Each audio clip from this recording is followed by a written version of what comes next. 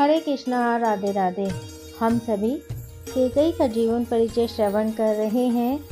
आज का प्रसंग है कैकेयी का पश्चाताप। महाराज दशरथ का शव अंत्येष्टि कर्म के लिए तेल के कड़ाव से निकालकर भूमि पर रखा गया।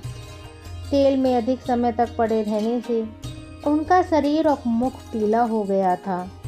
उसे देखने से ऐसा जान पड़ता था मानो भूमिपाल दशरथ सो रहे हैं।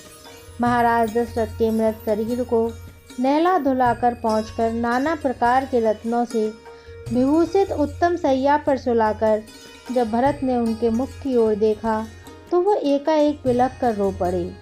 मृत पिता के सिरहाने बैठकर रोते हुए भरत ने कहा, मेरी प्रतीक्षा भी नहीं की पिताश्री। मैं परदेश में था, आपके पास आ भी नहीं पाया था कि आप दीर्घ यात्रा पर कूच कर गए। मेरी अनुपस्थिति में ही राम, लक्ष्मण और सीता को वन भेजकर आप भी स्वयं स्वर्ग सिधार गए और मुझे दीनहीन को अनाथ कर गए। हे तात, भला सोचिए, आप स्वयं स्वर्ग चले गए, राम ने वन की ओर मुँह कर लिया। अब इस प्रजा के योगक्षेम की व्यवस्था कौन करेगा? आपके बिना यह पृथ्वी विधवा के समान हो गई है। विलाप करते हुए भरत के कंधे पर महर्षि वशिष्ठ ने हाथ रखते हुए कहा, उठो भरत, तुम्हारी माताएं महाराज के अंतिम दर्शन के लिए आ रही हैं। कौशल्या की दशा बड़ी शोचनीय थी। वे बार बार मूर्छित हो रही थीं। मांडवी और श्रुतकीर्ति किसी प्रकार उन्हें संभाले हुए थीं। जैसे ही रानी कौशल्या महाराज के शव के पास आईं, दहाड़ मारकर उनके वक्ष पर गिर पड़ीं। वह विलाप करते हुए कह रही थीं, जीवन भर मैंने आपकी उपेक्षा सही है, कभी कोई इच्छा सम्मुख नहीं रखी। बाद में तो इच्छा रही भी नहीं थी, लेकिन हे नाथ, आज आप जिस प्रकार मौन व्रत धारण किए आकाश की ओर देख रहे हैं, इसकी तो कल्पना भी नहीं की थी। हाँ देव, तू मुझ अभागिन हो यह दिन भी दिखाएगा, यह नहीं सोचा था। फिर बिलखती हुई कौशल्या ने चीख मारते हुए कहा, बोलिए महाराज, कुछ तो बोलिए, मुझे कुछ तो कहिए, इस प्रकार उपेक्षा से तो ना देखिए।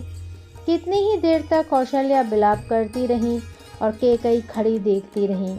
कैसे सब कुछ घट गया वह जान ही नहीं पाई। सब कुछ एक स्वप्न चालित सा घटता रहा और मैं बावरी मूर्ख रही, यंत्रवत रही। इसमें मंथरा का क्या दोष? मेरे मन में जो दोष पैदा हुआ, यह दोष मेरे दुर्भाग्य का है। महाराज के सबको देखकर कैकेयी का विश्वास डगमगा गया। वह भी नारी थी, माँ भी थी और पत्नी भी, लेकिन फिर भी वह विधाता के हाथों चली गई। उसके मन में अंतर्द्वंद चल रहा था। आज वह अपने ही परिवारजनों के बीच पराई हो गई। अब तक वह मौन प्रतिमा सी बनी हुई सारे व्रत की मूक दर्शक थी, लेकिन महाराज के निश्चेष्ट सबको देखकर उसके भीतर की नारी रो उठी। अब वह और धीरज नहीं रख सकी। उसकी आंखों में आंसुओं की अविरल धार बह रही थी। मंथरा के द्वारा मन में उपजा कलुषित भाव इन आंसुओं में बह गया। यद्यपि वह जानती थी कि सारे कर्म में एक महत्वपूर्ण विचार यह भी था कि राम दंडकारण्य वन में रहकर लंबे समय तक वहाँ की गतिविधियों का दमन करके, राक्षसों का समूल नष्ट करके अवध की सत्ता को सशक्त करेंगे। लेकिन इसके मूल में कहीं यह भाव भी था कि राजा भरत हों। उसके अपने मन का भाव क्या था, यह कौन जान सकता है? समाज तो यही जानता है कि एक माँ ने अपने पुत्र के स्वार्थ में अपने पति के प्राण ले लिए। कितनी निष्ठुर हो गई थी वह। महारानी कौशल्या के विलाप करते करते कैकेयी खड़ी खड़ी सोच रही थी। आज इस भरे शोकाकुल समूह में उसके मन पर से मंथरा का जहर उतर रहा है और जो कुछ गत दिनों में घटा, एक एक करके दृश्य उसके सामने आते रहे। कितनी अनुनय की थी महाराज ने और कितनी निष्ठुर हो गई थी मैं। आज कैकेयी, आपकी कैकेयी इस जन समाज के बीच अपराधी बनी खड़ी है महाराज। यह कैकेयी आज आपकी इस नश्वर देह से क्षमा मांगती है, अपने क्रूर कर्म पर पश्चाताप करती है। और यह कहते हुए उसकी तमाम कल्पना का महल ढह गया और वह हाँ नरेश हाँ राम कहती हुई महाराज के चरणों पर गिर पड़ी। मैं कितनी बड़ी पापनी हूँ। मैंने अपने हाथों से ही एक भरे पूरे सुंदर उपवन को नोच डाला, उसकी सारी आभा को ग्रहण लगा दिया। मेरा स्वास्थ्य मेरे मस्तिष्क पर हावी हो गया, लेकिन मुझे कौन क्षमा करेगा। आज केकई का लक्ष्य विचलित हो चुका था। उसे स्वप्न में भी यह आशा नहीं थी कि अकारण ही महाराज इस प्रकार उसे छोड़कर चले जाएंगे। पति के वियोग में पत्नी को एक छटपटाहट और व्यथा होती है। वह केकई आज महाराज के शव को सम्मुख देखकर अनुभव कर रही थी। पूरे 24 घंटे महाराज केकई के कक्ष में रहे और वह उनकी बात का मर्म नहीं समझ पाई और न अपनी बात समझा पाई। प्रेम का प्रतिकार घृणा कभी नहीं हो सकता और मुझे दुष्टा ने महाराज के प्रेम का प्रतिकार घृणा के रूप में प्रस्तुत कर दिया। भावनामयी केकई ने बिलखते हुए एक दृष्टि महाराज पर डाली। आज यह मुख महारानी केकई के चरणों के पास बैठे हुए कितनी दूर लग रहा है, जैसे उनसे कोई वास्ता ना हो। लेकिन तब जब वह देवासुर संग्राम से लौटकर देवराज इंद्र के नंदन वन के दिव्य सरोवर में नौका विहार कर रही थी, तो एक कुंज की छाया तले फूलों से लदी एक डाली को केकई के गालों से छुआते हुए महाराज ने जिन प्यासे नेत्रों से देखा था, उन नेत्रों की मुग्धता आज इन सूने नेत्रों के सामने कसक बनकर रह गई थी। उस मुग्धता का हरण केकई ने स्वयं किया है।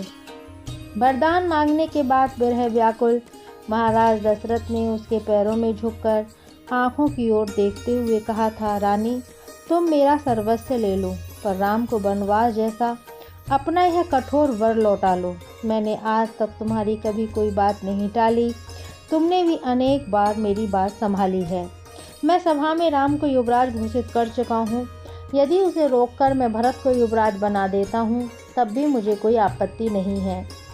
मैं तो राम के 14 वर्ष के वनवास पर मौन हूँ, और जो मुझे असहाय लग रहा है, केकई के मन में उठने वाले अंतर्द्वंद राम की चारित्रिक विशेषताओं को देखते हुए यह तय ही नहीं कर पा रहा था कि वह अपने संकल्प पर दृढ़ रहे या महाराज की बात स्वीकार कर ले। एक तरफ कर्तव्य था, एक तरफ ममता और मोह, और इसी बीच जब मंत्रा के द्वारा कहीं षड्यंत्र की बात ने उसे झकझोरा, तो मन की सारी कोमलता नष्ट हो गई और वह दृढ़ प्रतिज्ञ हो गई कि अब तो राम को वनवास भेजना ही है। अचानक केकई में उभरी यह कठोरता 3 तरफ से संचालित हो गई। महाराज के द्वारा युवराज राम के लिए घोषणा का गोपनीय रखना, भरत की अनुपस्थिति में यह निर्णय, तो दूसरी ओर राज्य की सीमाओं पर राक्षसों का बढ़ता अत्याचार, तथा तीसरी ओर महाराज का दिया वचन कि युवराज भरत होंगे। तीनों ही बिंदु केकई की विचार श्रृंखला का राम के वनवास की ओर केंद्रित किए रहे। वह किसी भी तरह सोचती अंतोगत्वा परिणाम वनवास में ही परिवर्तित होता, लेकिन आज उसकी इस दृढ़ता ने उसे कहीं का नहीं छोड़ा। वह जानती थी कि भरत राम के प्रति अटूट श्रद्धा रखते हैं, और भरत ही क्यों, जब राम स्वयं माता कौशल्या से अधिक केकई को मानते थे।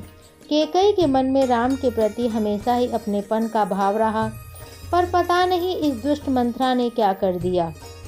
किसी ने सच कहा है, मूर्ख की संगति में नीच विचार ही पैदा होते हैं, इसलिए नीच को कभी मुंह नहीं लगाना चाहिए। मंत्रा केकई की मुंह लगी दासी थी।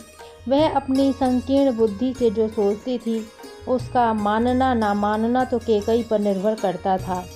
बुद्धि की जड़ता तो उसको हानिकारक हो गई और परिणाम सामने है। उसके प्राण प्रिय पति महाराज दशरथ सामने मृत पड़े थे। इतिहास क्या कहेगा उसे?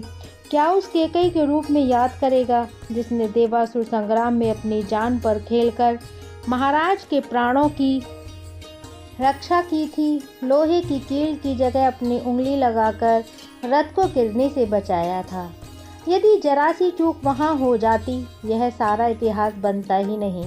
रानी तभी विधवा हो जाती, लेकिन नहीं, वह वीरांगना थी, उसने अपना कर्तव्य निभाया। या फिर इतिहास उसे भरत की माँ के रूप में याद करेगा, जिसने अपने पुत्र के मोह में राम को 14 वर्ष का वनवास दिया और संबासुर से पति को बचाने वाली नारी ने स्वयं अपने पति के प्राणों की आहुति ले ली। अपने सिर पर दोनों हाथ मुट्ठी भींचे मारते हुए रानी कैकेयी ने अपने हाथों की चूड़ियों को तोड़ डाला, क्योंकि इससे पहले किसी का साहस नहीं हुआ कि वह महारानी कैकेयी से कह दें कि महाराज दिवंगत हो चुके हैं और वह वैधव्य स्वीकार कर लें। यह प्रसंग अभी हम आगे और श्रवण करेंगे। हरे कृष्णा, राधे राधे।